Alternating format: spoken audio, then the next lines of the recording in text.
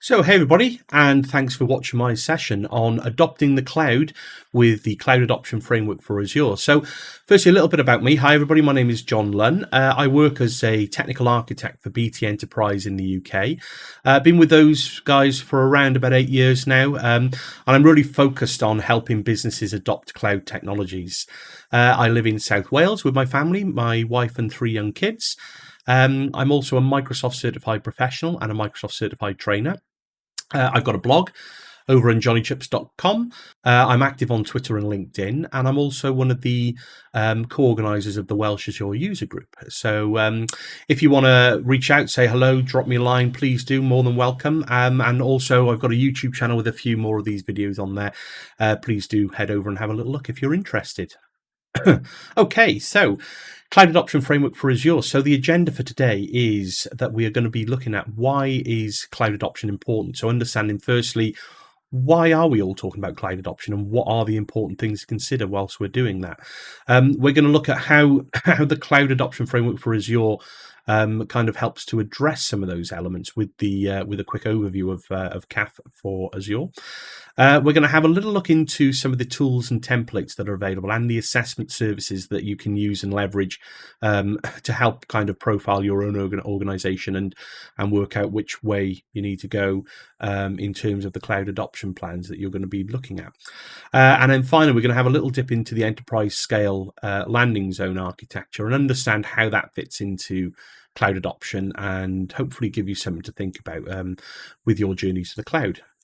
So firstly, why is cloud adoption important? So one of the key takeaways from this point here is that change is hard. Okay, so not just affecting technologies and changing applications, but we are changing processes and people. It's going to affect your entire organization fundamentally. That's the whole idea behind cloud adoption and cloud and digital transformation, is that it's hard. There's not a silver bullet. There's no magic answer that we can click a few buttons and you're all of a sudden migrated to the cloud and your business is turning over, an extra percent per annum. But the fundamental point is really that you've made a decision to commit to this change. So that's just the first step fundamentally. So whether it is your business is evolving to meet increased market demand, or maybe they're facing some tough competition, change is going to be inevitable.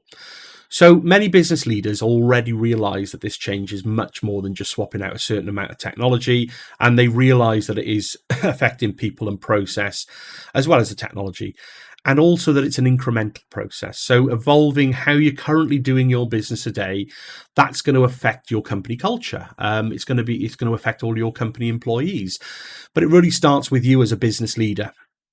So you know that this journey is going to be a hard journey, but necessary to continue to grow and evolve your business. So that should be the kind of baseline for why we're starting to look at cloud journeys. So, and remember, I am using that word.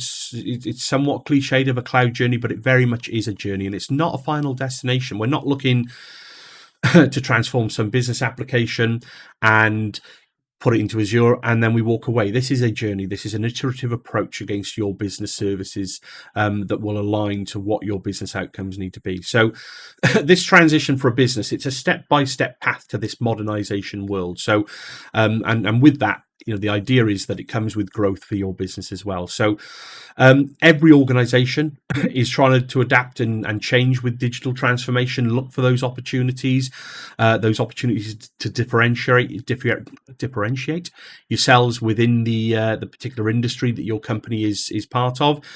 But equally, with every opportunity, there are threats. So what comes from staying at status quo, from not wanting to adopt cloud technologies? That is equally a valid path, but just be aware of what those threats might mean for your particular business and whatever industry it is that you find yourselves working in. Could you be left behind as an individual technically with, not having up-to-date skill sets? Could your business be left behind because a competitor in the same industry is leveraging some of the great potential of cloud technology to kind of differentiate themselves in the marketplace and, naturally pulling some custom over to that particular company? So understand that with every opportunity, there are threats. So really, the how to adopt the cloud, that's one thing, and that's what we can talk through to a certain extent. But really the idea of this presentation is to try and address the why. So why are we adopting cloud? Why is it so important for our business? So and how can we create and achieve that full digital transformation, and really try to help you try and understand what does that look like for your organization. So just a quick slide just to kind of point out from a modernization point of view, then clearly whenever you're changing and you're adapting, you should be looking for, and there are very much measurable growth opportunities for your business. So with that, you can get buy-in, from your leadership team, and then you can lead the way to change and that fundamentally that modernization of your organization. So you might be thinking, what's in it for me or my business? What goes on the bottom line? And so the point is with cloud adoption and that transition to the cloud is that there are a lot of growth opportunities and benefits that come from that, and they can be measurable. So the point is just to try and understand those for your business. So you might be considering something like a hybrid cloud solution for growing your business. You might be looking to modernize some on-prem applications and move other applications directly into the cloud. You might be migrating or moving to a hybrid cloud solution that's going to fundamentally help you save on hardware costs in data centers. And you may be looking to reduce costs in other ways, whether that be services or licenses or things like that. These are all things that can kind of build in to help define what that measurable return on investment might be for your business. So it might be that in doing some of these transitions and app modernization pieces of work into the cloud platform, you might be able to grow your business to business or business consumer online sales rapidly. You might be able to tap into previously untapped market shares and things like that. So, or it may be things like you're looking to simply grow your existing application and use the power and the scalability of the cloud to really offer that scale to your business applications, on demand scale. So really it's an evolution. And if we carefully plan this journey with the business and all the key stakeholders in mind, it can have a wide adoption rate and a massive success rate for your company. But it's important to understand these things before we delve in. So, okay, let's move. So we're going to have a quick look at what the Cloud Adoption Framework is for Azure now. So with a quick overview slide or two. So as we've just established, so change is more than just adopting the technology. It's really adopting how you are going to change to your business. So the Microsoft Cloud Adoption Framework for Azure basically means changing how you do that business. And it's not just swapping out that technology, but really what you're doing at your enterprise. What are you doing with the culture of your business and the people and processes that are wrapped into that culture. The idea of CAF is that it shares best practices from not just Microsoft staff and employees, but from Microsoft partners that have helped other businesses move into this world. And of course, directly from Microsoft customers who have been party to some of these movements and innovation pieces into the cloud platform. They've already undertaken that journey. They're giving back that best practice and that experience. And that is what the Cloud Adoption Framework is built on. So if there have been particular roadblocks to get into a particular end goal, they've been fed into the Cloud Adoption Framework journey and really just earmarked as points of consideration for your business to kind of learn from those processes. So as I said before, it brings together that whole people, process and technology with a strategy that's aligned to your business goals. So it also helps you do that quickly and hopefully efficiently with some actionable guidance. So it provides guidance to basically move your business into this agile transformation cloud adoption world. So leading people through this change is difficult as well. So it's not just the technology that changes, it's the people and process too. And I've reiterated that a few times because we can't say it often enough. So the CAF can help guide you through all that meandering path and what it means. So things like you should be asking yourself, how does the Cloud Adoption Framework work for your business? Can it accelerate that, that Azure journey? So it'll help you plan and adopt and move part of your organization into the cloud in line with those business requirements. But fundamentally, it looks to help oil the wheel, so to speak, and keep that speed and that agility of moving to the cloud, but equally not taking the eye off the ball of the governance, that control, and keeping the lights on and stable, so that we're not doing any of this movement with any undue risk or attention. So that's fundamentally what the cloud adoption framework is all about. So, as I said before, this is an iterative process, and it's got to support your business needs. So, with the cloud adoption framework, it'll help on your cloud adoption journey. As I said before, it's it's been made up by Microsoft employees, partners, customers that have really brought together the way that they've worked on their cloud adoption plans, and really taken all of that best practices to build a cloud adoption plan for your business based on those best practices and those lessons learned. So really, it starts with your vision. So whether that's you in the position that you are with your company or your senior leadership team, they've got to have that vision.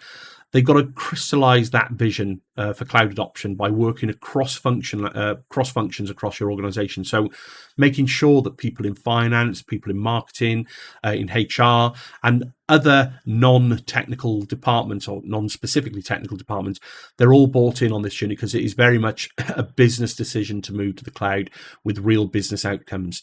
So understand that there are three things that you kind of need to get right at this strategic definition stage. Is that understand clear motivation. So why are we adopting the cloud? Write those motivations down, and we'll go into some examples in a second. But what are the clear motivations for our business to move to the cloud? Let's see if we can define some clear business outcomes. So what results do we expect to have back out, in line with the motivations for moving to the cloud? What are we expecting back from it? And then finally, that business justification. So how is your business going to measure whether this move, or this iterative move, how are they going to be successful? What are we going to be measuring to call it a success? So the point of the cloud adoption framework is to help you understand all of those actionable cloud adoption plans with that strategic mindset, as well as tactical inputs from across your business. So defining your workloads, assigning and assessing assets that you may already have.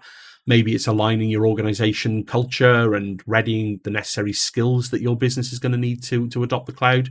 So this cross-team effort is balanced out really by the technical team, who kind of take that vision and then execute the technical deployment as part of that cloud adoption. So it's absolutely recommended that this iterative planning is taken into account to drive the cloud adoption effort. In other words, don't just think, this is what I've got this big lump of infrastructure, I'm just going to drop it all into the cloud. There are times where you may want to do that, but if you can take that iterative approach, that's really what cloud adoption framework is trying to guide you down towards from a best practices perspective. So I mean, when you've got your plan, the idea is that plan will unite your organization and then unite that cross-team initiative that you put together. And it's going to enable you to kind of do some forecasting, budgets, manage your success once you've implemented part of this plan. So the approach is very much an agile approach, and security and governance is key at the heart, as well as cost optimization, and of course hybrid cloud options. By default, really, they are built into all of these tool sets, as well as the guidance that you'll see in the cloud adoption framework. So the idea is that the CAF is there to kind of help you understand what your business is doing, ask the right questions, detail out what your motivations are with those outcomes, and really create those justifications. So it'll help you understand if your organization needs to change or is changing already to move towards this modernization world. So it can help you tap into untapped markets, such as putting more product sets in a diverse manner, and kind of segregating your particular business out as a differentiator in your industry. So the cloud can help lots of things and unlock a lot of potential for you and your business. So let's have a little look at what does the cloud adoption framework actually look like. So it's kind of structured in this sort of box sense. So it kind of helps customers undertake that simplified cloud journey across fundamentally three main stages. You've got plan, ready, and adopt. We've already talked briefly around the definition of strategy and why that's important. So the three main stages are then kind of preceded by a business strategy phase. So it's surrounded, if you look along that, I think it's depicted by that grey line across the centre. It's basically saying that grey line is governance, and the management part of the journey kind of is encompassed around those three main stages of plan, ready, and adopt. So the cloud adoption framework continues to kind of provide that collateral, that information, that best practice, and it kind of contains that detailed information to cover the end-to-end cloud adoption journey, if you like. So I mean, as we've already talked about, it kind of begins with setting the scene, setting the business strategy, which should then very much align to actionable technology projects that deliver on the outcomes that have been defined up front. So then it describes how the organization must absolutely prepare its people with technical readiness, adjust processes to drive business and technology changes, and enable business outcomes through implementation of the defined technology plan. So finally, it covers cloud operations such as governance, resources, people, and change management. So the point is here, so as your organization evolves, the cloud adoption framework adapts to your business needs. So each module in this diagram, it's an iterative phase that kind of advances your business through the complete life cycle of cloud adoption.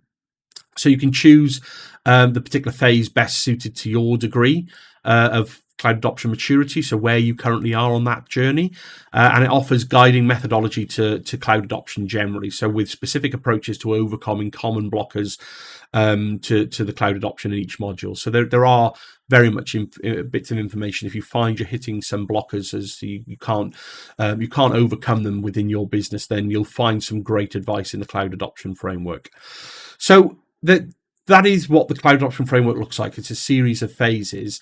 We talked briefly about the motivations and defining that strategy. So I'm just going to touch on it slightly here with this slide. So, organizations that adopt cloud to help them drive that business transformation, such as process and product improvement, market growth, and increased profitability, that they're kind of generally the main theme behind why businesses do that. So we'll look at some of the more common motivation triggers, and some of these may be relevant to you or your organization. So across all organizations of all types and sizes and industries, decisions to invest in the cloud is often tightly connected to a critical business event. And the reason for the connection is because the cloud might enable the appropriate solution for that particular event. So proper cloud technology implementation might turn a reactive response into more of an innovative opportunity and a drive towards growth for your business and organization. So motivations, when we're defining that strategy, organizations can find lots of different triggers to adopt new technologies, on the Azure platform. So some triggers delve into the organization, deep into the organization. They may drive the organization to migrate current applications, or other triggers require maybe creation of new capabilities, products, and experiences. So some of the common innovation triggers include things like prepping for a new technical capability. It may be gaining scale to meet market or geographic demands. There may be some cost savings requirements that you or your business are looking to achieve. Or maybe there's some vendor complexities. You've got multi-vendors across your estate and solutions at the moment that you're looking to kind of rationalize and reduce that complexity. As you can see by this graph, this just lists a few of the key motivations towards when you're defining that. So remember that you need to use those motivations to establish some clear business outcomes.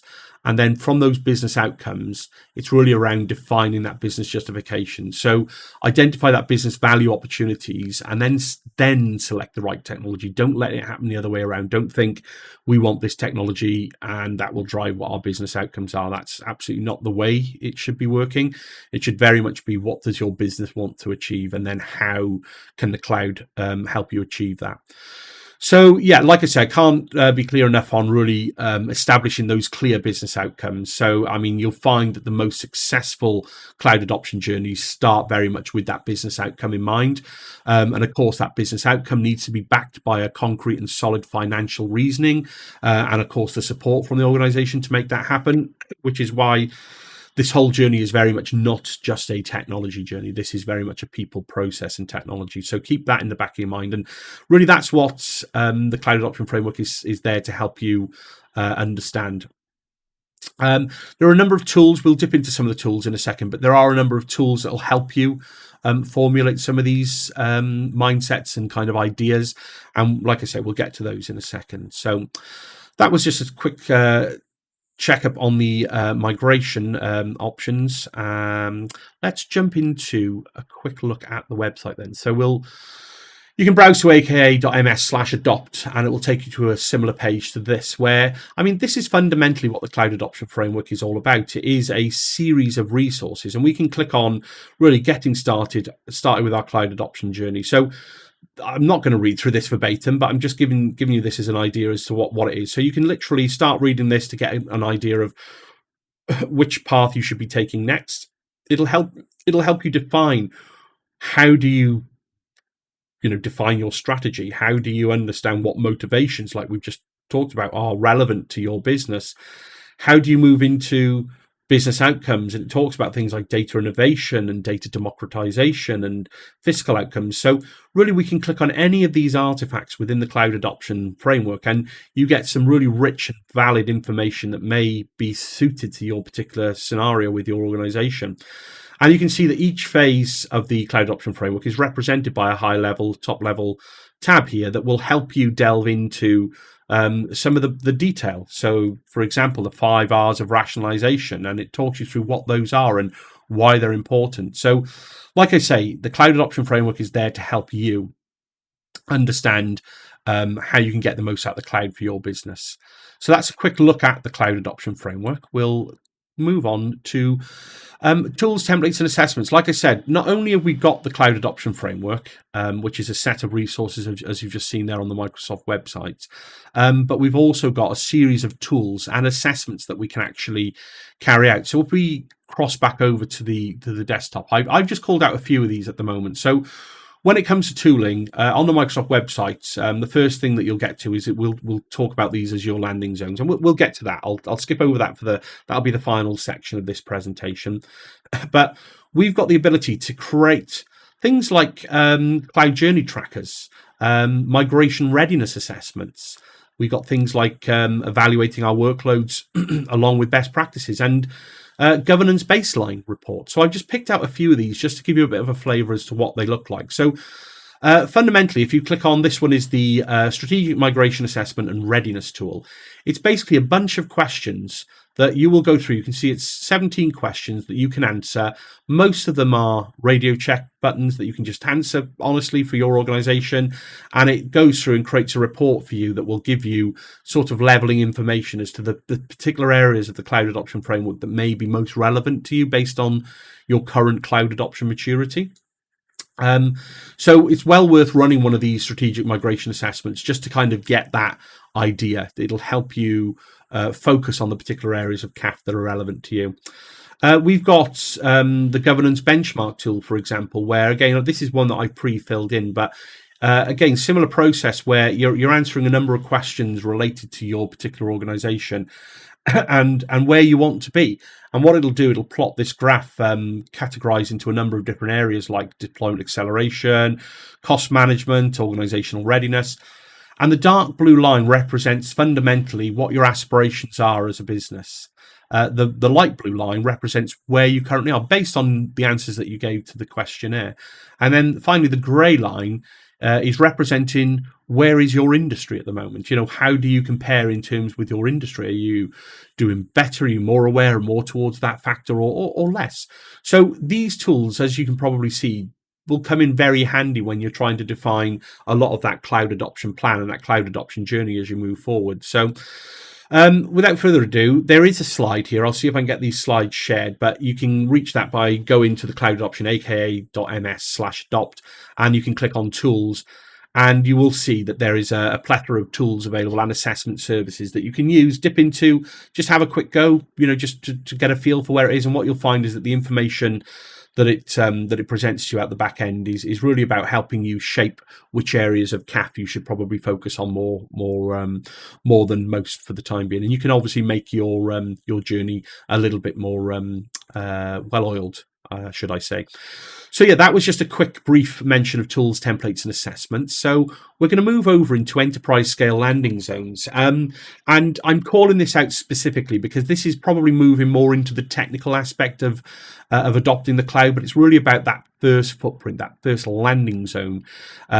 So how do we know that we can prepare a landing zone for our organization that is going to be able to scale with us over time, over that iterative process? So hence enterprise scale landing zones. So we'll delve a little bit deeper, and this is covered off, I believe, in the plan area of the cloud adoption framework. But so firstly, what is an Azure landing zone?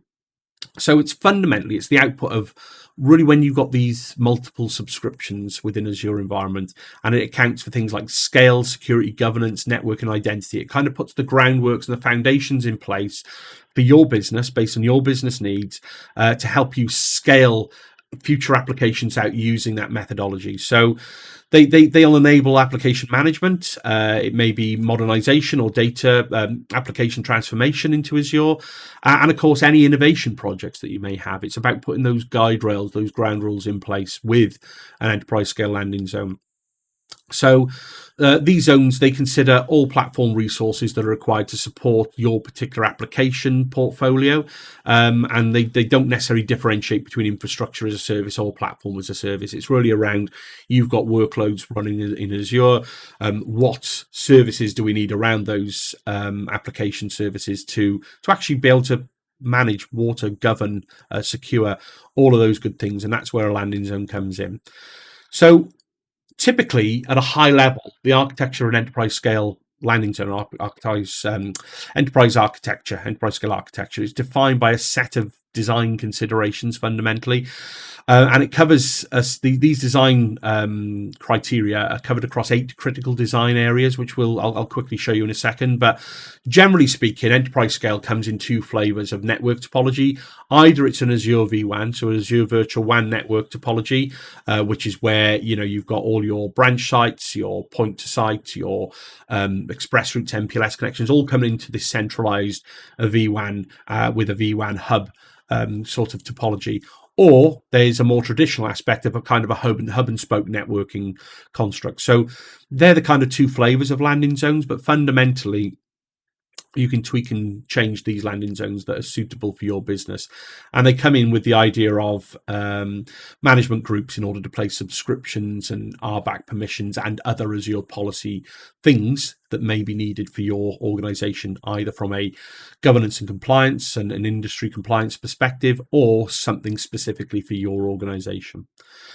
So the 8 critical design areas, absolutely, they can help translate your requirements to Azure constructs and capabilities. So these are the 8 critical areas. I won't dwell on them too much at the moment, but they are in CAF, and I would advise you to go and have a read of them.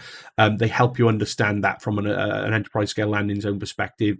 Where are the critical areas and what things should we be thinking of? And then, okay, so in summary, so there are 3 main components of the cloud adoption framework: plan, ready, and adopt.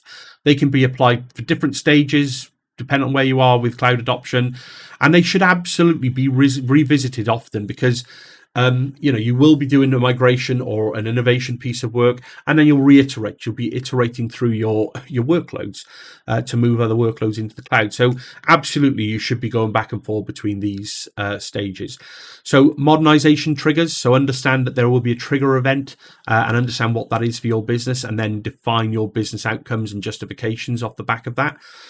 The plan phase focuses on aligning that technology and the technology decisions to those business priorities. So you need those clear business outcomes and set that proper justification for those business outcomes in order to make your cloud journey a success. Another key takeaway is readying your people, organization, process, and environment for cloud adoption are absolutely critical for your journey.